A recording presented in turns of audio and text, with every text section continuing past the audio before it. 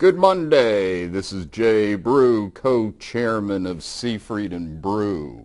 Had a lot of comments from last week's webcast looking at net charge-offs as I was preparing my comment letter on the new capital proposals. And then I thought, well, let's try another comparison. And so what we did is that we looked at those banks that are referred to as, even though I don't refer to them as the top 19, but those large banks in the top 19 slots based on asset size in the country. And what we wanted to do is to look at their experience in net charge-offs compared to community banks. And this is important because when we look at the overall situation with the capital proposals, one could very well argue that they really are geared towards the big banks, the foreign banks, and their particular business models and what went wrong during the financial crisis and the Great Recession. And what you'll see is these charts prove just that.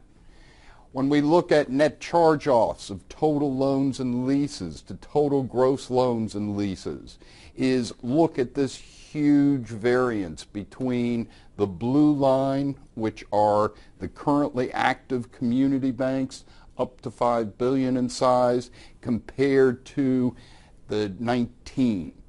And you see that there's a great deal of difference. Well, where does that difference take place? What was the things that led to those higher net charge-offs? And we can see construction and development somewhat similar when we look at net charge-offs to construction and development loans.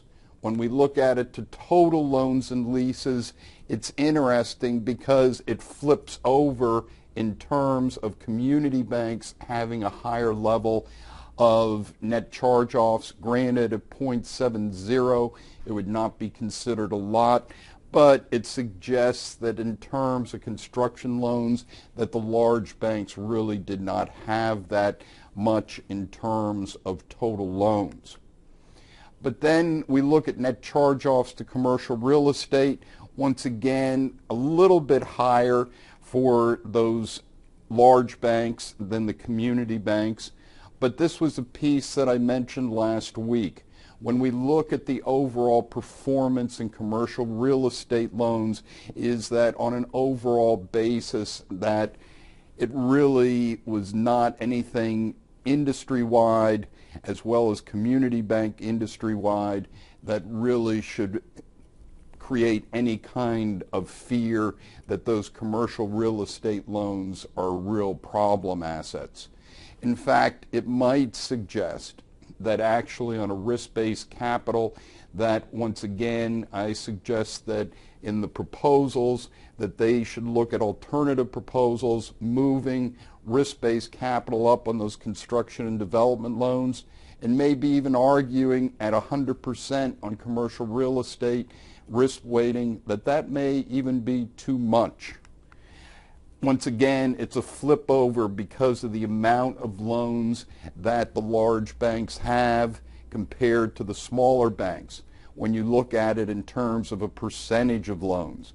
But look at this as a percentage of loans, like I was saying, reaching a high in here for those community banks of 0.36%, which I would not say is significant at all in terms of the overall level of net charge-offs.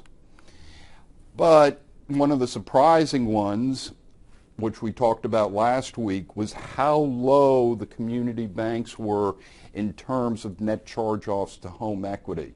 That it looked very similar to 1 to 4 family homes.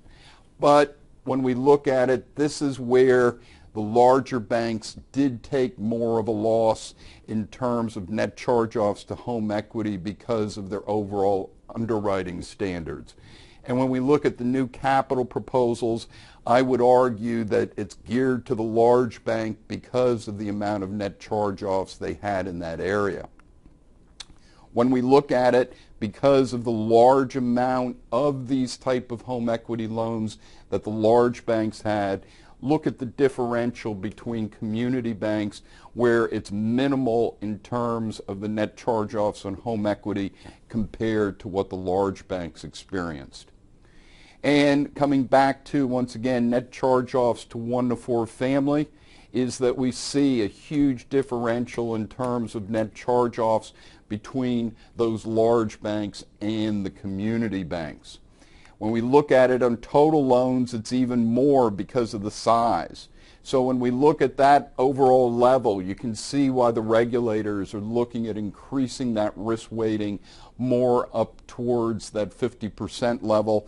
But I would argue that this should not be applied to community banks because look at the minimal level of net charge-offs that were experienced in 1 to 4 family residential real estate. So when we look at this on an overall basis, is that once again you can see where these capital proposals are really trying to bring some kind of capital adequacy to the larger banks based upon the risks that they experienced during the Great Recession.